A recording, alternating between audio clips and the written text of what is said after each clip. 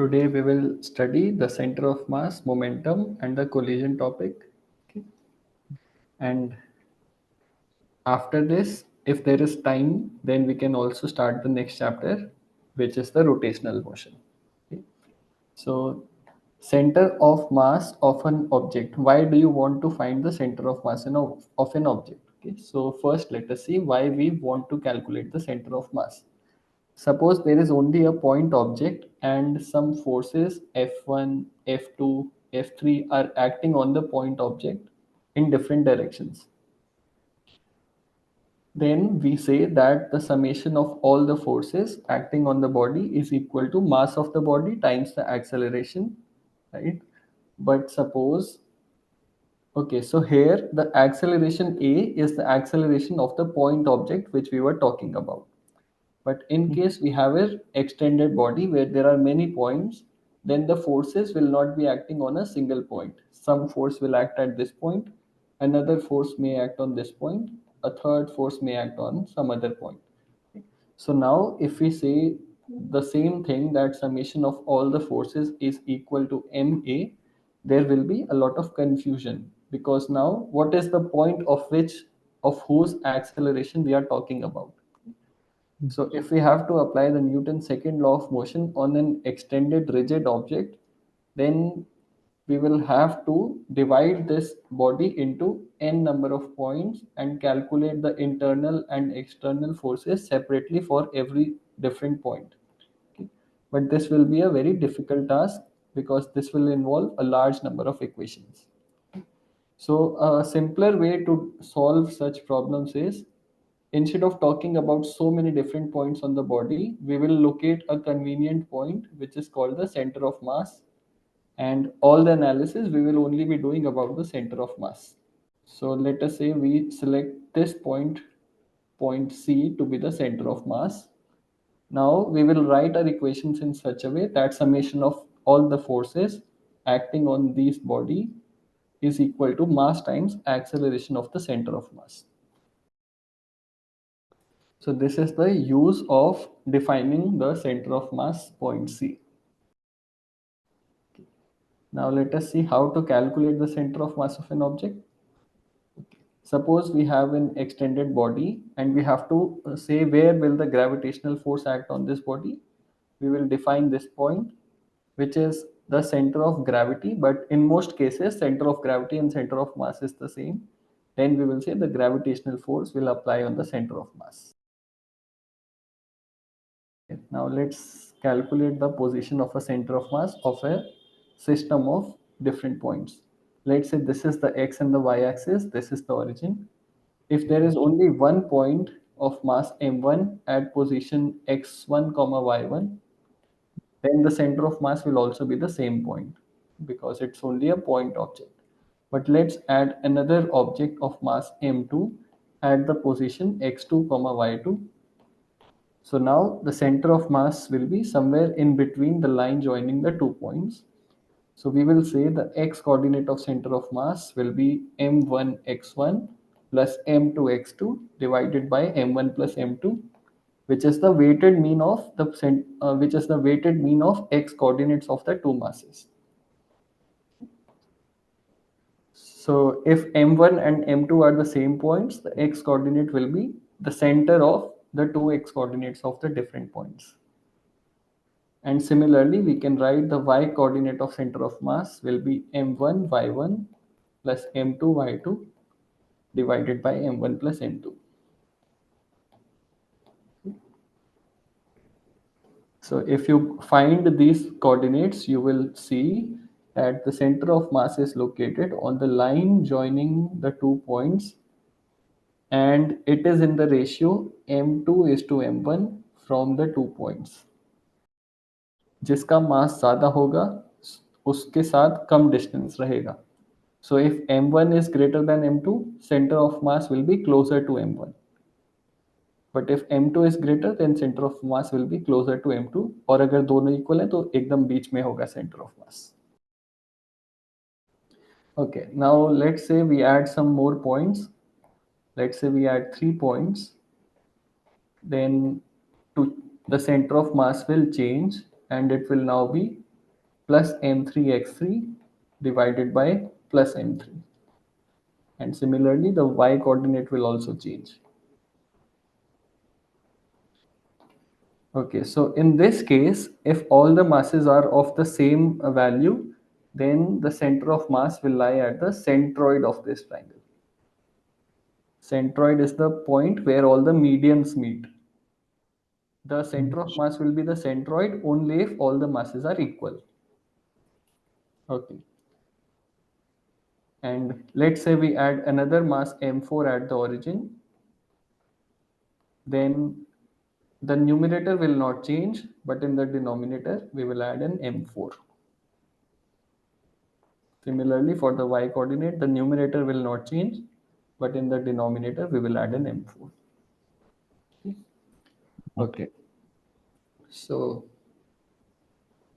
I think this is easy to calculate. Let's say we have a mass m1 and another mass m2, and the distance between these two objects is r. You have to find the distance of center of mass from the two masses.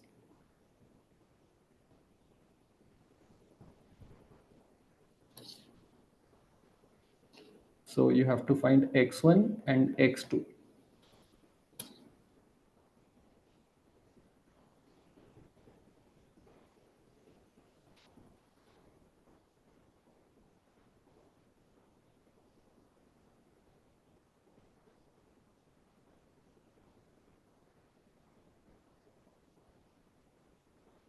So when you calculate, you will get m1r upon m1 plus m2.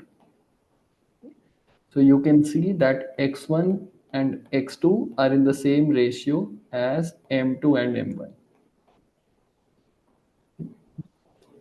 Okay. Then we have discussed the formula for center of mass when there is a collection of points. But what about when there is a uniform body? Okay. So when there is a uniform body, to calculate the center of mass, you have to perform integration.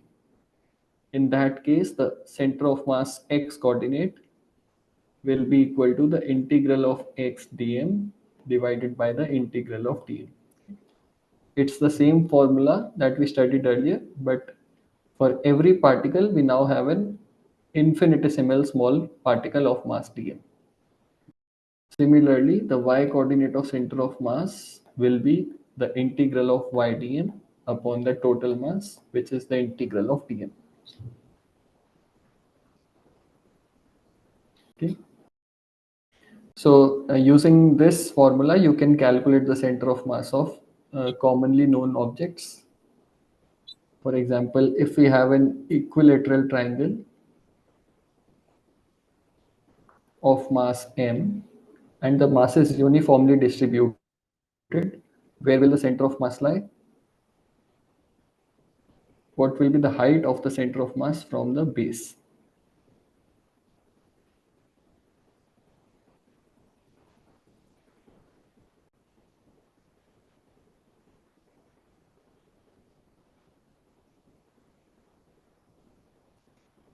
Okay, so if L is the side of the triangle and H is the altitude of the triangle, then will it be L by 3 or will it be H by 3? So it will not be L by 3. The distance will be equal to H over 3. And इसका derivation कैसे होगा? तो एक derivation कर लेते हैं, बाकी derivations नहीं करेंगे, बाकी का सिर्फ फॉर्मूला देखिए. So हमें पता है the entire mass of the triangle is m. Let's say the entire mass is m. And what is the area of this triangle? Area is equal to square root of 3 over 4 h L. So what is the mass per unit area? 4m by square root of root 3 L square. It's the mass divided by area. Okay. So for every for every small area, we will have this much of mass. It's also known as the mass density. अगर 3D object होता तो हम ये वाला density निकालते, but क्योंकि ये 2D object है, प्लेनर है, इसलिए हम सरफेस डेंसिटी निकाल रहे हैं। ओके, सो नाउ द हमें y कोऑर्डिनेट निकालना है। x कोऑर्डिनेट तो सिमेट्री से दिख रहा है कि सेंटर पर होगा। x कोऑर्डिनेट के लिए हम इंटीग्रेशन नहीं करेंगे क्योंकि वो सिर्फ हमें सिमेट्री से ही पता लग रहा है। y coordinate of center of mass was equal to the integral of y dm divided by the integral of dm. Now dm की जगह हम लिख सकते हैं, एक सेकेंड, इसके लिए नया डायग्राम बनाना पड़ेगा। Let's say this was a triangle and the height or the altitude of the triangle was h. So now we divide this triangle into small infinitesimals, each with the y coordinate dy. So at a height y, we divide the infinitesimal to be of length dy. तो अब हम integrate करेंगे from y is equal to 0 to y is equal to h. Okay, so now let us write the formula again. Y center of mass will be the integral of y dm divided by integral of dm. अभी तक clear है सब? Now हम इस small infinitesimal का मास dm मानेंगे। तो अगर हमें पता है surface density was 4m by square root of root 3l square, and अगर हम ये वाला एरिया निकाल लेते हैं तो sigma multiplied by this area will give you the mass of the small segment. Now what is this area of this small strip equal to?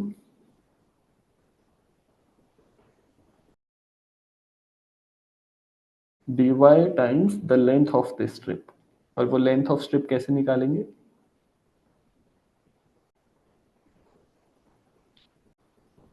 एक second, सो मैं कह रहा हूं area of the strip will be this dy multiplied by the length of this strip. जो कोने का area उसको हम निग्लेक्ट कर देंगे, इसको रेक्टेंगल मान के इसका एरिया निकालेंगे। ओके, सो हमें पता है टोटल हाइट h है और इस वाले एंगल को हम थीटा मान लेते हैं। वो थीटा कैंसिल हो जाएगा कैलकुलेशन से, बट अभी हम इसे थीटा मान लेते हैं। So what is the value of tan theta?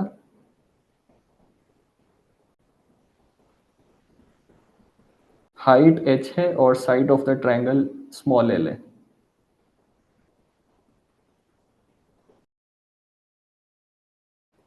tan theta will be l by 2 divided by h और l over 2h। तो थीटा एंगल तो हमें पता है, इट इज अ कांस्टेंट। अब अगर ये वाला हाइट y है तो मतलब एक सेकेंड, ये वाला हाइट होगा h माइनस वाई। अगर ये वाला हाइट h माइनस वाई है तो ये वाला हाइट होगा h minus y multiplied by tan theta. या फिर अगर थीटा नहीं यूज करना तो सिमिलर ट्राइंगल्स भी यूज कर सकते हैं। This side is l by 2, this side is h minus y. तो अगर सिमिलर ट्राइंगल्स वाला कॉन्सेप्ट यूज करते हैं तो हम कह सकते हैं l by 2 divided by h is equal to this length, let's call it x by 2, x by 2 divided by h minus y. okay, similar triangles ये बोल सकते हैं। समझ आ गया ये वाला पॉइंट? ओके, तो हमें x by 2 की वैल्यू मिलेगी h minus y times l over 2 times h, और x by 2 को डबल कर देंगे तो हमारे पास x आ जाएगा। ठीक, तो therefore x is equal to L times h minus y divided by h, and x को अगर हम dy से मल्टीप्लाई कर देंगे तो हमारे पास dA आ जाएगा, which was the area that we were talking about, area of the small segment. तो हमारे पास dA आ गया, और अब सिग्मा dA यूज करके हम ये मास dm निकाल सकते हैं.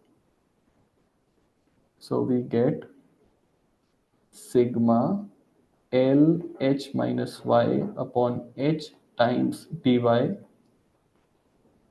is equal to dm. ये सबसे इंपॉर्टेंट इक्वेशन था डेरिवेशन का.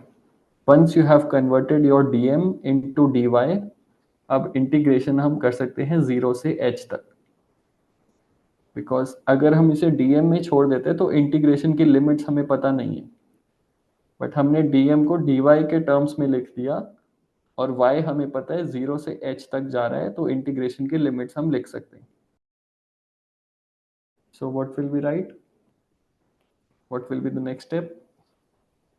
Integration from 0 to h y times ये वाला quantity sigma L h minus y upon h dy, और नीचे आएगा बस integral of 0 to h sigma L h minus y upon h dy. अब ये सारे कॉन्स्टेंट्स तो ऊपर और नीचे कैंसिल हो जाएंगे, sigma L upon h cancel हो जाएगा, बाकी जो बचा उसका इंटीग्रेशन करके देखो क्या आंसर आ रहा है.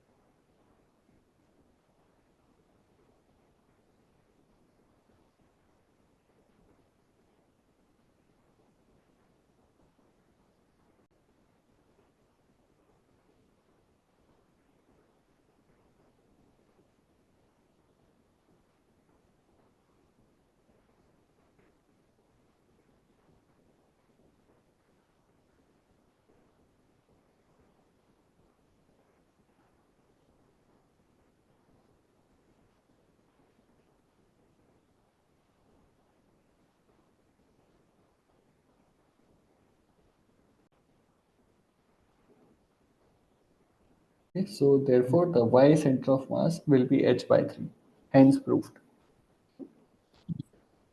So basically हम पूरे एरिया को स्मॉल स्मॉल सेगमेंट्स में डिवाइड करेंगे, dm को dA के टर्म्स में लिखेंगे, और फिर dA को dy के टर्म्स में लिखेंगे, और बस इंटीग्रेशन करना है. तो अब हम बाकी शेप्स का सीधा आंसर ही लिख देंगे. Derivation you can try at your home.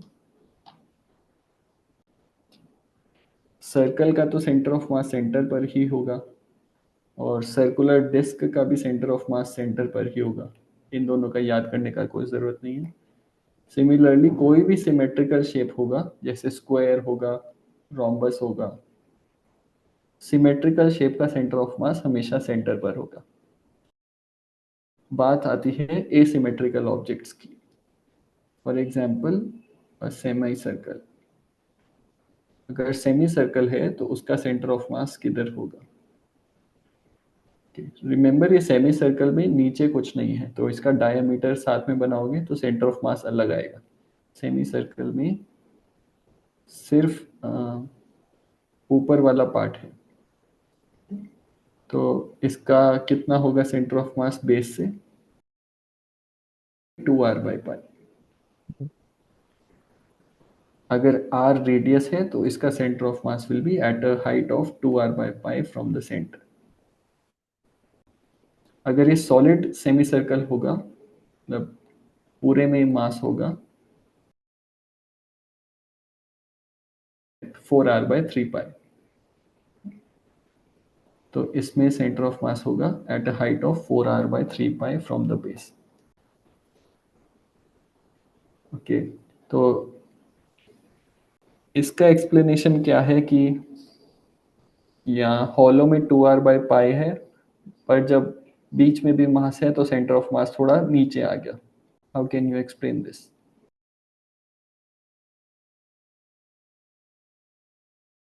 इसमें आप ऐसे देख सकते हो कि जो फिल्ड सेमी सर्कल है वो कई सारे हॉलो सेमी सर्कल से बना है। okay? तो it is composed of a lot of hollow semi circles. तो अगर एक ही सेमी सर्कल लेते हैं सबसे बाहर वाला, तो उसका सेंटर ऑफ मास थोड़ा ऊपर आएगा, बट जो अंदर वाले सेमी सर्कल्स हैं उनकी वजह से सेंटर ऑफ मास नीचे शिफ्ट हो जाएगा। समझ आ गया पॉइंट?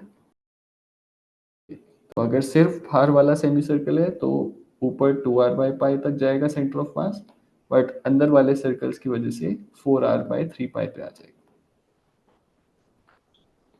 ओके, सो इसका भी डेरिवेशन आप इंटीग्रेशन से कर सकते हैं, थोड़ा सा बड़ा है पर हो जाएगा। ओके, तो हमने सेमी सर्कल देख लिया, अब आता है हेमिस्फेयर। तो अगर हॉलो हेमिस्फेयर है तो सेंटर ऑफ मास कितने पर होगा? हॉलो के लिए r/2 होता है, और फिल्ड हेमिसर्कल के लिए 3r/8 होता है। अगर कभी भी कंफ्यूजन हो जाए तो लॉजिक लगा लेना कि हॉलो वाले का ऊपर होना चाहिए, क्योंकि फील्ड वाला जो हेमिस्फेयर है वो कई सारे हेमिस्फेयर से बना है, और अंदर बीच वाले हेमिस्फेयर्स की वजह से सेंटर ऑफ मास नीचे आ जाएगा। इसका होगा h = 3r/8 पर। पहला वाला हॉलो हेमिस्फेयर है और दूसरा वाला फील्ड हेमिस्फेयर। ओके, और फील्ड हेमिस्फेयर को सॉलिड हेमिस्फेयर भी बोलते हैं।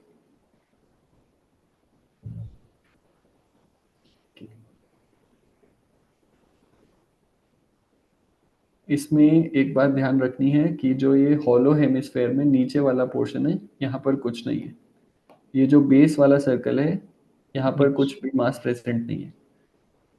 ठीक है, तो अगर नीचे भी मास होगा तो हम कैसे निकालेंगे सेंटर ऑफ मास?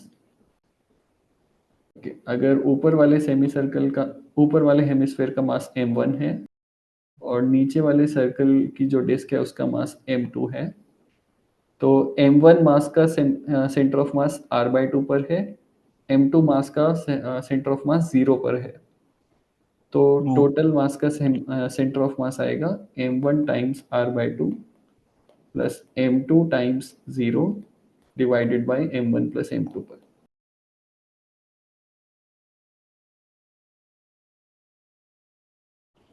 ऊपर वाले केस में भी जो सेमी सर्कल था उसके बेस पर खाली है, अगर यहाँ पर कुछ नहीं है, तो यहाँ पर भी हम एक मास रॉड लगा देंगे, तो टोटल सेंटर ऑफ मास निकालने के लिए वेट लेना पड़ेगा m1 और m2 का।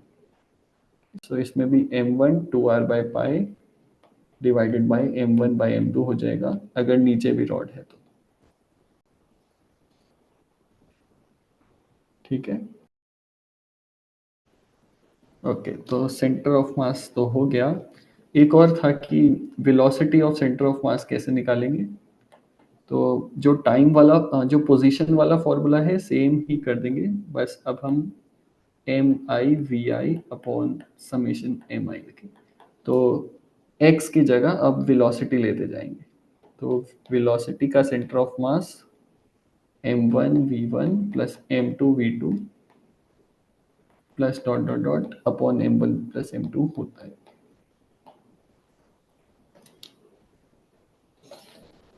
तो फॉर एग्जांपल, अगर हमारे पास दो बॉल्स हैं, एक है m1 मास की एंड ये पीछे जा रही है v1 वेलोसिटी से, दूसरी बॉल है m2 मास की और ये राइट में जा रही है v2 वेलोसिटी से. What will be the velocity of the center of mass?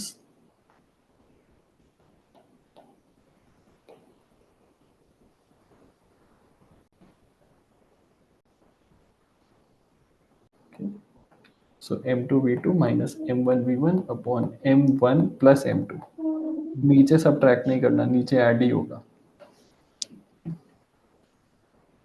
और अगर there is no external force acting on this system, then center of mass की velocity constant acceleration से और zero acceleration से change होती रहेगी. Okay. एक और एग्जांपल देता हूँ. सपोज इसका velocity of centre of mass to the right है, ये पॉइंट सेंटर ऑफ मास था और ये राइट की तरफ जा रहा है let's say 5 metre per second से. अब इन दोनों ब्लॉक्स, इन दोनों बॉल्स के बीच में सिर्फ इंटरनल फोर्सेस हैं जैसे कि ग्रेविटेशनल. तो v1 और v2 जितना मर्जी चेंज होता रहे बट सेंटर हमेशा 5 की तरफ ही जाता रहेगा टू द राइट. तो क्योंकि एक्सेलरेशन नहीं है, सेंटर ऑफ मास हमेशा कांस्टेंट वेलोसिटी से चलेगा. एंड अगर इस पर फोर्सेस लगते हैं F1 F2 जो भी फोर्सेस लगते हैं, उन सभी फोर्सेस का x कंपोनेंट जो होगा that will be mass times the acceleration of the centre of mass. Okay, तो अब हम कंजर्वेशन ऑफ मोमेंटम देख लेते हैं एक बारी.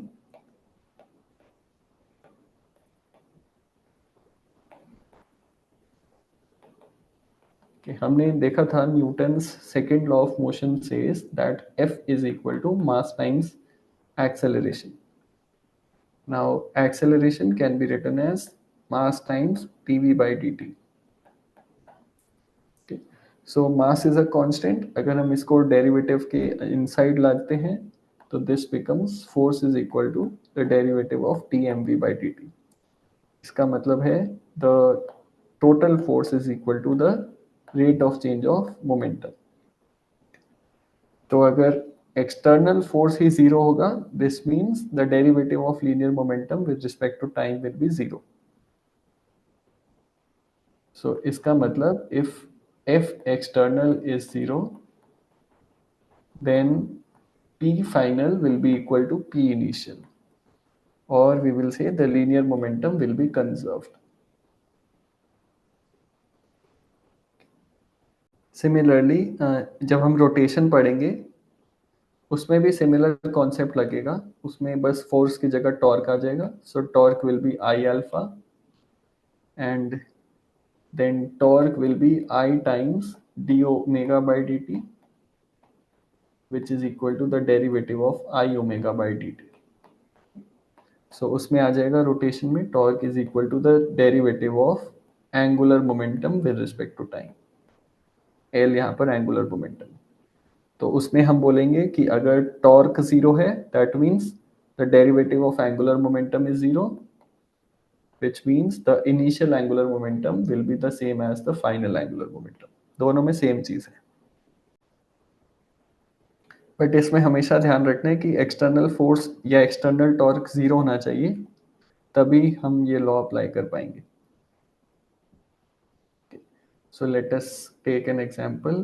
To balls are rolling on a ground m1 m2 and the velocity of the first ball is to the right, दूसरी ball की velocity is to the left. After collision the two balls stick together, so they become of mass m1 plus m2. What will be the final velocity of this ball?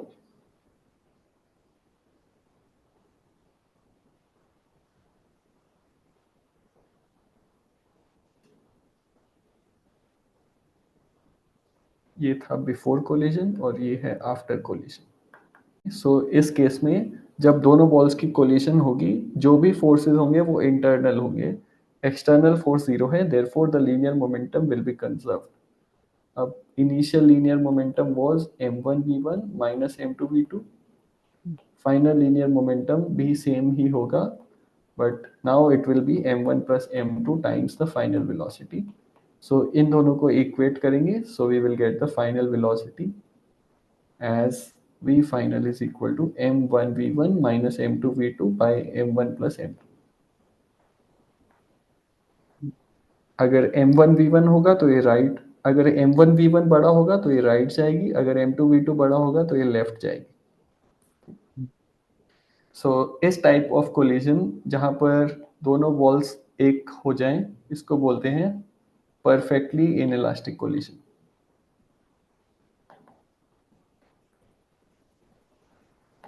इस case में coefficient of restitution 0 होता है.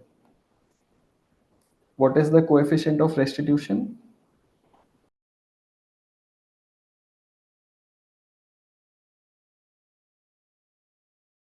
You can say coefficient of restitution होता है v relative final minus v relative initial. तो इसमें final relative velocity 0 है, तो therefore coefficient of restitution will be 0.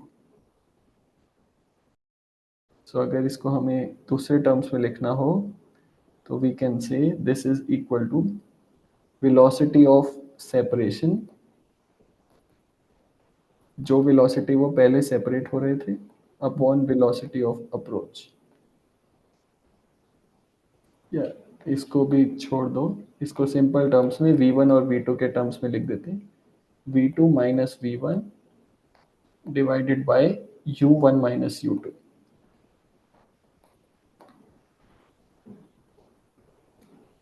For a perfectly inelastic collision, v1 is equal to v2, so coefficient of restitution will be 0.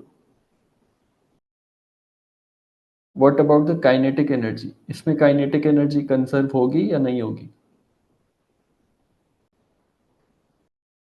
Okay. तो एक example करके देखते हैं, उससे ज़्यादा क्लियर होगा. आंसर इज इसमें काइनेटिक एनर्जी कंजर्व नहीं होगी, काइनेटिक एनर्जी इसमें डिक्रीज होगी, क्योंकि जब इनइलास्टिक कोलिशन होता है तो डिफॉर्मेशन होता है दोनों बॉल्स का. जब वो कंबाइन करके एक बन जाती है तो उसमें sound, light, other types of energy से लॉसेस होते हैं. तो इन इलास्टिक कोलिशन में काइनेटिक एनर्जी डिक्रीज होती है, काइनेटिक एनर्जी सेम रहती है इलास्टिक कोलिशन में, जहाँ पर डिफॉर्मेशन 0 होता है और कोएफिशिएंट ऑफ रेस्टिट्यूशन 1 होता है. ठीक, तो अब हम इसी को एक बार दोबारा देखते हैं, but in case of a elastic collision. So m1 is coming to the right with velocity v1. The other block m2 is going to the left with velocity v2. अब अगर इलास्टिक कोलिजन होगा, इसको हम u1 u2 करते हैं क्योंकि initial velocity u से represent होती है. इलास्टिक कोलिजन होगा तो जब ये वापस जाएंगे, m1 v1 से वापस जाएगा और m2 v2 से वापस जाएगा. सो इलास्टिक कोलिजन में पहले जो रिलेटिव वेलोसिटी था u1 प्लस u2, और बाद में जो रिलेटिव वेलोसिटी है which is v1 plus v2, ये दोनों सेम रहते हैं. सो फॉर एग्जांपल, अगर ये दोनों 2 मीटर्स पर सेकेंड से एक दूसरे के पास आ रहे थे, तो जब ये वापस जाएंगे तो 1 या 3, या दोनों 2 से वापस जाएंगे या 3 या 1 से वापस जाएंगे, जिससे सेपरेशन वेलोसिटी 4 हो. अगर ऐसा होता है कि ये भी 1 से जा रहा है, वो भी 1 से वापस जा रहा है कोलिशन के बाद, इसका मतलब कोलिजन इलास्टिक नहीं था, इनइलास्टिक था, क्योंकि जो बाद में सेपरेशन वेलोसिटी है वो 2 है, initial approach velocity was 4. Okay, so अब ये नंबर्स हटा देते हैं और इसमें कंजर्वेशन ऑफ मोमेंटम का इक्वेशन लिखते हैं. तो what will be the equation for conservation of momentum?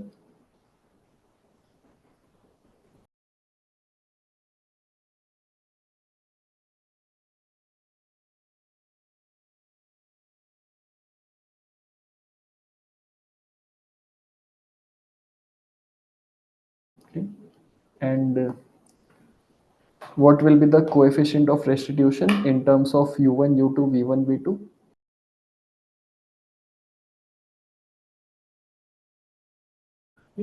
सो अगर v2 माइनस v1 और u1 माइनस u2 सेम होंगे तो it will be an elastic collision. Okay. इस केस में kinetic energy will remain conserved.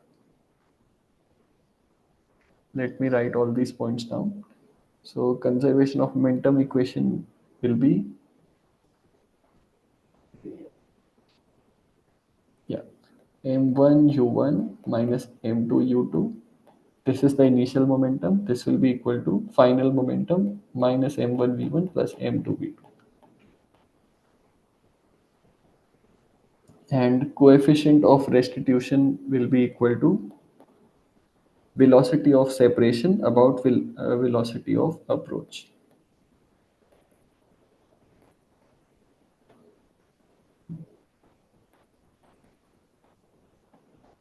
Separation velocity is v2 minus v1 or approach velocity is u1 minus u2.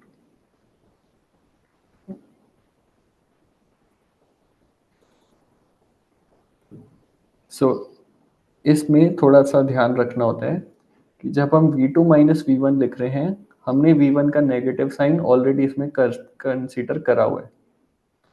तो अगर ये v1 और v2 सिर्फ magnitudes हैं, जैसे v2 2 है और v1 भी 2 है टू द लेफ्ट, तब हम 2 माइनस 2 नहीं लिखेंगे इसमें, तब हम 2 प्लस 2 लिखेंगे. तो ये जो रेस्टिट्यूशन वाले फॉर्मूला में v1 v2 u1 u2 हैं, ये वेक्टर क्वांटिटीज हैं, इसमें डायरेक्शन साथ में लिया हुआ. बट जब ये सेपरेशन और अप्रोच हम देखेंगे तो हमें सिर्फ मैग्नीट्यूड्स देखने हैं. ओके. और अगर एला v2 माइनस, अगर सेपरेशन वेलोसिटी और अप्रोच वेलोसिटी सेम है, then that means coefficient of restitution will be 1 and the collision will be elastic.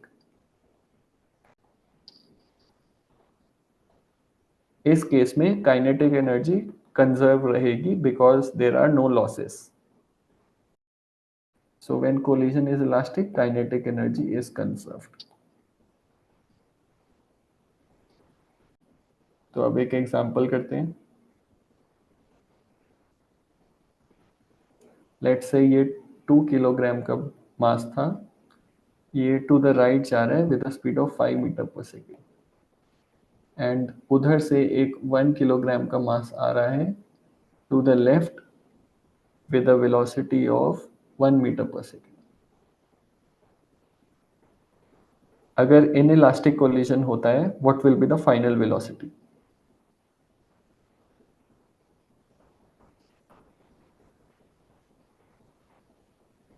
Perfectly inelastic collision में final velocity कितना होगा?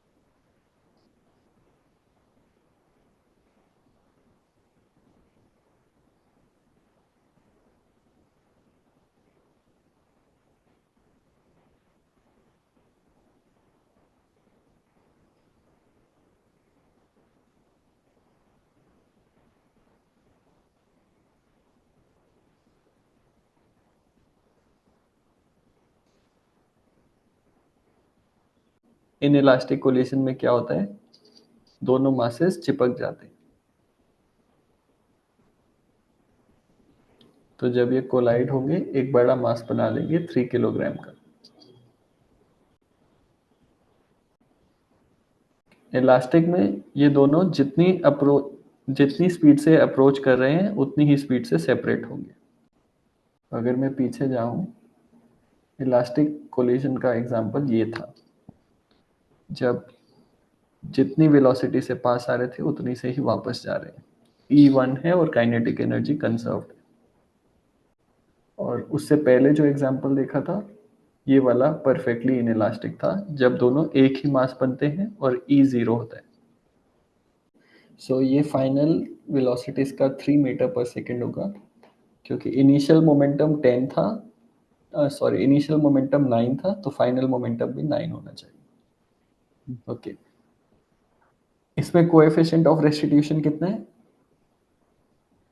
और इसमें इनिशियल काइनेटिक एनर्जी कितनी है और फाइनल काइनेटिक एनर्जी कितनी है, और आर दे इक्वल और not.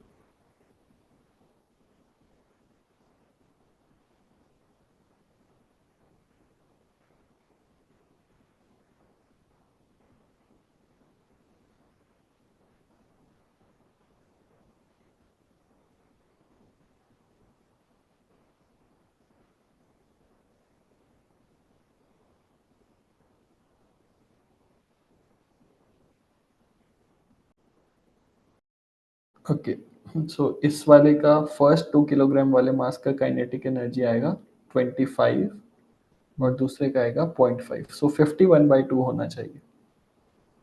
Kinetic energy is 25.5 joules, और फाइनल कितना है,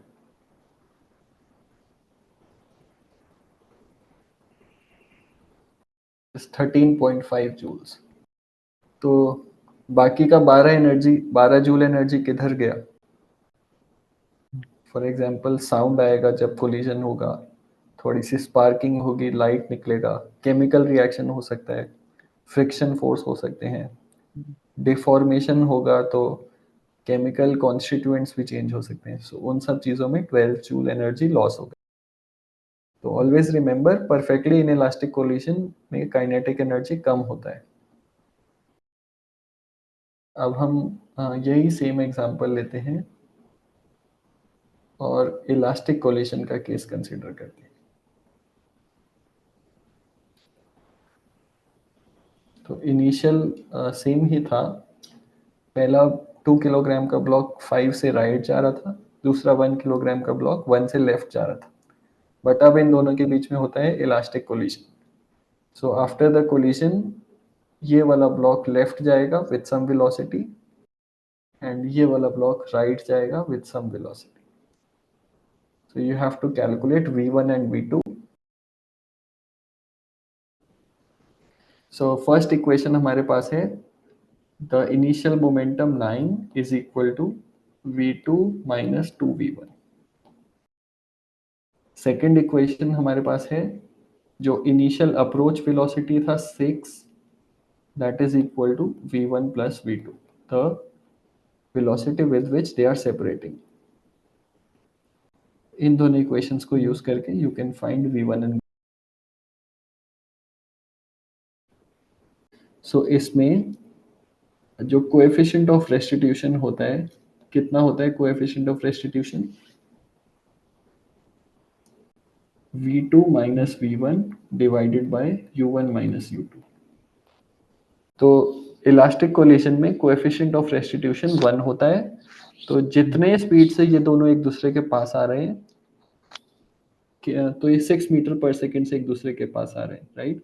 एक 5 से आ रहा है, दूसरा 1 से आ रहा है, तो ओवरऑल 6 से एक दूसरे के पास आ रहे हैं रिलेटिव वेलोसिटी। दो चीजें एक दूसरे की तरफ आती हैं तो रिलेटिव वेलोसिटी बढ़ जाता है। तो याद रखना ये 4 नहीं होगा रिलेटिव वेलोसिटी, इसमें 6 होगा।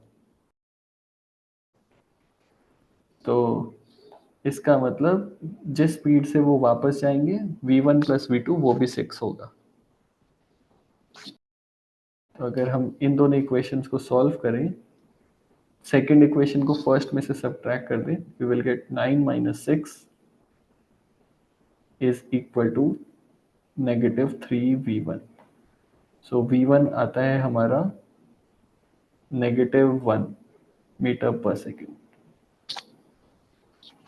और v2 आएगा हमारा 7।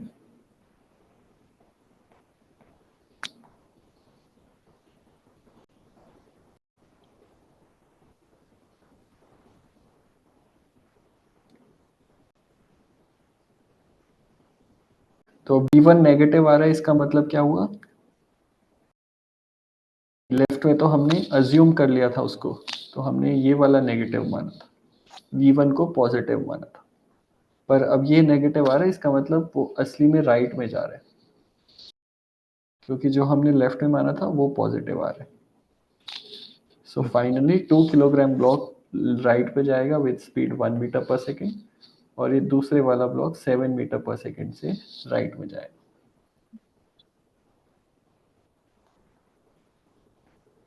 ठीक है, तो एक और एग्जांपल करते हैं। और हाँ, इसमें अगर सेकंड इक्वेशन हमने यूज नहीं करनी तो हम काइनेटिक एनर्जी भी कंजर्व कर सकते हैं। सो 1/2 times 2 times 5 square plus 1/2 times 1 times 1 square will be equal to 1/2 times 2 times v1 square plus 1/2 times 1 times v2 square। तो इससे भी हमारा सेकंड इक्वेशन आ जाएगा। But you can see that if you use the kinetic energy, we will get an equation which is quadratic. And solving a quadratic and a linear equation is very, very difficult. So better is you use the coefficient of restitution equation. Okay. अगर इसी example में inelastic collision होता तो final speed क्या होता, उस case में kinetic energy कम हो जाती। तो इस केस में अगर आप देखोगे, इलास्टिक के केस में स्टार्टिंग एनर्जी भी 25.5 थी और फाइनल एनर्जी भी 25.5 आनी चाहिए। तो हम चेक करके देखते हैं कि आ रही है या नहीं। तो final energy will be 1/2 times 2 kilograms times 1 square plus 1/2 times 1 kilogram times 7 square।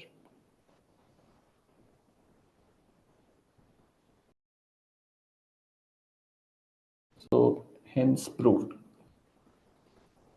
तो हमने दो चीजें सीखी। इलास्टिक कोलिजन में जितनी स्पीड से पास आ रहे हैं उतनी ही रिलेटिव स्पीड से दूर जाएंगे, और इन इलास्टिक में it will just clump to a single point. और इलास्टिक कोलिजन में काइनेटिक एनर्जी कंजर्व रहेगी, इन इलास्टिक में kinetic energy will not be conserve. Okay, so जब हम बोलते हैं काइनेट इन इलास्टिक कोलिजन, जब हम बोलते हैं कि दोनों मासेस चिपक गए to form a block of mass m1 plus m2, इसको बोलते हैं परफेक्टली इन इलास्टिक कोलिजन। और जब सिर्फ वो दोनों अलग अलग रहते हैं बट डिफरेंट रिलेटिव वेलोसिटी से जाते हैं तो उसको बोलते हैं हम elastic in elastic collision. For example, ये वाला 2 से इधर जा रहा था, ये वाला 3 से पास में आ रहा था। कोलिजन के बाद अगर ये वाला 1 से लेफ्ट में गया और ये वाला भी 2 से लेफ्ट में गया, तो इनिशियल अप्रोच वेलोसिटी 5 था बट फाइनल सेपरेशन वेलोसिटी 3 है। तो इस केस में ना परफेक्टली इनइलास्टिक है ना इलास्टिक है, बीच का है। तो इसको हम बोलते हैं नॉर्मल इनइलास्टिक कोलिजन। इसमें भी काइनेटिक एनर्जी थोड़ा सा कम होगा, परफेक्टली इनइलास्टिक जितना ज्यादा कम नहीं होगा, बट कंजर्व इसमें भी नहीं रहेगा। कंजर्व कब होता काइनेटिक एनर्जी, जब ये इधर 3 से जाता और ये इधर 2 से जाता, ठीक? जिससे फाइनल सेपरेशन वेलोसिटी भी 5 होता। ओके,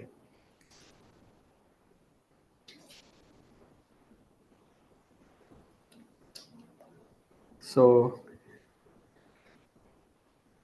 यस, तो एक क्वेश्चन आता है जिसमें m1 मास का ऑब्जेक्ट v1 से जा रहा होता है, m2 मास का ऑब्जेक्ट v2 से जा रहा होता है, और इन दोनों का इलास्टिक कोलिशन होता है। सो इलास्टिक कोलिशन के बाद ये वाला मास ऑब्जेक्ट किसी वेलोसिटी से जाता है to the left and m2 वाला ऑब्जेक्ट किसी वेलोसिटी से जाता है टू द राइट। बट अगर ये m1 और m2 सेम है, अगर the two masses are same, तो इसमें इलास्टिक कोलिशन में ये प्रॉपर्टी होती है कि इनका वेलोसिटी एक्सचेंज हो जाता है। तो जो v1 से आ रहा था वो v2 से जाता है, और जो v1 से आ रहा था, जो v2 से आ रहा था वो v1 से जाता है। इसको कैन यू प्रूव?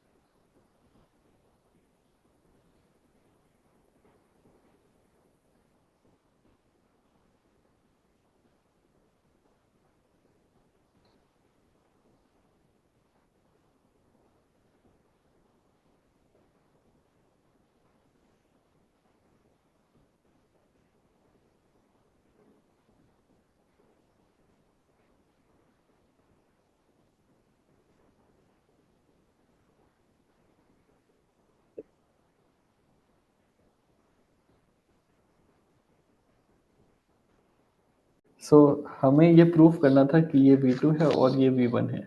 तो जब हम प्रूफ स्टार्ट करेंगे, इसको पहले से ही v2 और v1 नहीं लेंगे, ठीक है, इसको कुछ और लेंगे, और फिर बाद में जब प्रूफ करके आएगा, इसको v3 लेंगे, इसको v4 लेंगे, और जब प्रूफ करेंगे तब v4 is equal to v1 और v3 is equal to v2 proof करेंगे।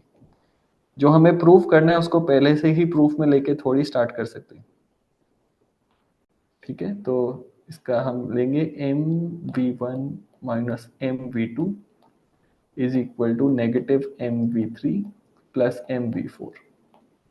ये फर्स्ट इक्वेशन होगा, और सेकंड इक्वेशन होगा V one plus V two is equal to V three plus V four. इन दोनों इक्वेशंस को जब तुम सॉल्व करोगे, ये वाला m तो कैंसिल हो जाएगा हर जगह से, तो हमारे पास आएगा V one minus V two is equal to negative V three plus V four. So अब ये दो इक्वेशंस हैं, और जब इनको सॉल्व करेंगे we will get V three is equal to V two और V four is equal to V one.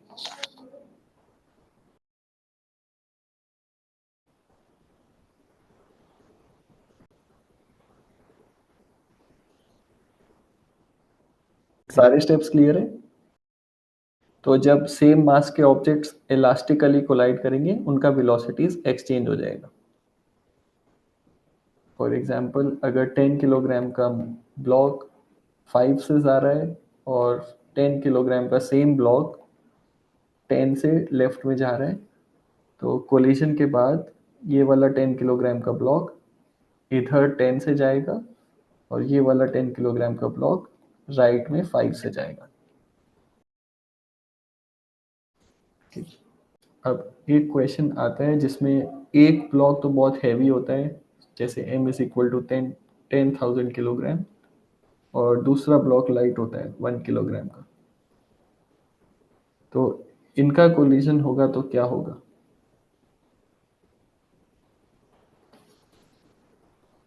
किसका वेलोसिटी ज्यादा चेंज होना चाहिए?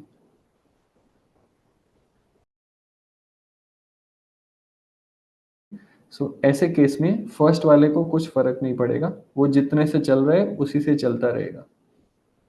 बट जो सेकंड वाला है उसका वेलोसिटी काफी चेंज हो जाएगा। सो लेट्स से इसका फाइनल वेलोसिटी v3 है और इसका फाइनल वेलोसिटी v4 है। So in this case, v1 will be approximately equal to v3, but v2 will not be equal to v4। इन दोनों में बहुत डिफरेंस आएगा। एग्जैक्ट कितना आएगा वो आप मोमेंटम और रेस्टिट्यूशन कोएफिशिएंट से निकाल सकते हो। ओके।